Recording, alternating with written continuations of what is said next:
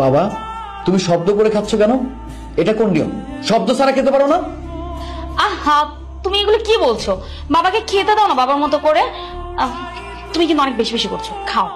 আমি কোনো বেশি বেশি করছি না, বেশি বেশি করছে বাবা। দেখেছো, পায়ের উপর পা তুলে বসে খাচ্ছে। হ্যাঁ, খাবারটা যে খাচ্ছে শব্দ করে খাচ্ছে। তোমার মাথায় কি জ্ঞান বুদ্ধি নেই? পাশে আমার মেয়েটা বসে খাচ্ছে। আমার মেয়েটা আমার বাবার কাছ থেকে কি শিখবে তুমি আমাকে বলো। বাবা, আমি তো এরকম করে খাই না, অসুবিধা কেন? দেখেছো দেখেছো, একটা সহজ কথা বুঝতে পারছে না। পায়ের উপর পা তুলে বসে খাচ্ছে, শব্দ করে খাচ্ছে, তার উপর বড় বড় কথা বলছে। আহা সাগর, তুমি না বড্ড বেশি বেশি করছো তো। সে এইভাবে আরাম করে খাচ্ছে, খাক না। মানুষটার তো এইভাবেই খেতে বসার অভ্যাস, তাই না? তুমি কি জানো না? তুমি তো ছোটবেলা থেকে বাবাকে দেখে আসছো এইভাবে। প্লিজ এখন একটু খেতে দাও না বাবাকে বাবার মতো করে। বাবা আপনি খান।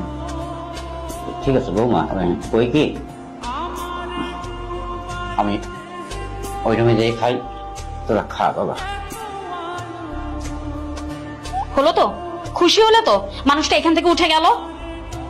খাও তুমি এখন তোমার মতো করে নিজে নিজে। বাবা কি হয়েছে? কি হয়েছে? সমস্যা কি তোমার? তুমি কেন নক করছো? না হয়েছে কি বাবা, বুকটা ব্যথা করতেছিল, হঠাৎ মনে হয়েছে আমি রাইতে ওষুধটা খাইনি। বৌমা তো ওষুধগুলো রাখছে, বৌমা ওষুধটা কোন জায়গায়? ও আচ্ছা, ওষুধের জন্য তুমি এসেছো তাই না? তোমার কি মান সম্মান বলতে কোনো কিছু আছে? তুমি হঠাৎ করে যখন মন চাইছে তুমি আমার গেটে নক করলে হয়ে গেল। হ্যাঁ, আরে এক বেলা ওষুধ না খেলে কি হতো? তুমি কি মরে যেতে? তুমি তো মরে যেতে না। এত ওষুধ মানুষ কি করে খায়? কি করবো বাবা, বয়স হয়ে গেছে তো, এখন তো নানা রকমের অসুখ বসুখ শরীরে লাগিয়ে থাকবে, ওষুধ না খাইলে ঠিক মুকাম নাই। তুমি একদম ঠিক কথা বলেছো।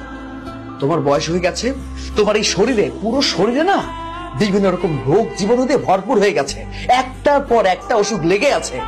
আচ্ছা বাবা, তোমার শরীরে যে এরকম ভাইরাস, ময়লা, জীবাণু ভরপুর হয়ে গেছে, এই সব জিনিস যদি আমার মেয়ের শরীরে আসে কিংবা আমার শরীরে আসে, তাহলে আমাদের কি হবে? একটা বারের জন্য ভেবে দেখোনি? আর তোমার কি লজ্জা শরম বলতে কোনো কিছু আছে নাকি? হ্যাঁ, শেষরার মতো আমার এই বাড়িতে পড়ে আছো। কি লজ্জা করে না? লজ্জা করে না তোমার? হ্যাঁ, তুমি যে আমাকে কল করতে, আমি তো কল ঠিক মতো রিসিভই করতাম না, বারবার কলটা কেটে দিতাম। তুমি আসার পর থেকে তোমার সাথে আমি ঠিক মতো কথাই বলিনি। তারপরও তুমি কেন কেন লজ্জা শরম ভেঙে ফেলে আমার সাথে কথা বলতে চাইছো? কি সমস্যা? কি লজ্জা করে না তোমার? লজ্জা করে না? অনেক লজ্জা।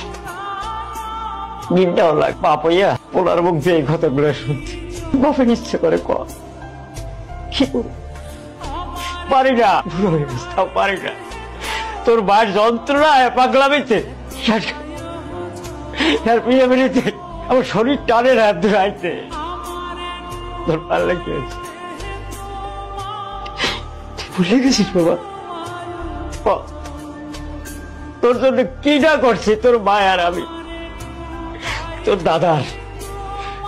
দাদার শেষ বইটুকু আমি তোর পড়াশোনার জন্য, তোর মানুষ করার জন্য, বড় করার জন্য ভুলে গেছি। পয়সা বাবা, টাকা পয়সা মানুষ যেহেতু অমানুষ করতে পারে। ওমা, তোমার কাছে আমার একটা অনুরোধ, আমার ভাইয়ের মতো কোনোদিন যদি খবর পাও যে আমি বা তোমার শাশুড়ি আর নাই এই দুনিয়া, দোহাই তোমার কাছে, পরে খবরটা দিও।